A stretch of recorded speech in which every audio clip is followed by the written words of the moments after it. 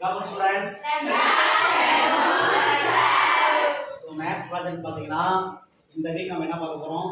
Types of angles பத்தி பார்க்க போறோம். லாஸ்ட் வீக் என்ன பார்த்திருந்தோம்? ஸ்கொயர் பார்த்திருந்தோமா? அப்ப இந்த வீக் நம்ம ப்ராஜெக்ட் என்ன அப்படினா டைப்ஸ் ஆஃப் ஆங்கிள் பார்த்திருந்தோம். அதுல பாத்தீங்கன்னா ஒரு பெண்மணி வந்து பாத்தீங்கன்னா அழகா ப்ராஜெக்ட் பண்ணி கொண்டு வந்திருக்காங்க. சோ டைப்ஸ் ஆஃப் ஆங்கிள் அப்படிங்கிறது நம்ம ஆல்ரெடி நமக்கு தெரிஞ்சிருக்கும் என்ன அப்படிங்கிறது. அது ஒவ்வொரு ஆங்கிள் வந்து நமக்கு எப்படின்னு நமக்கு எக்ஸ்பிளைன் பண்ண போறாங்க. அதுக்குள்ள கூட சில क्वेश्चंस நான் கேட்க விரும்புறேன். டைப்ஸ் ஆஃப் ஆங்கிள்ல ஃபர்ஸ்ட் ஒன் என்ன வரும்? acute angle. Second one right angle. Third one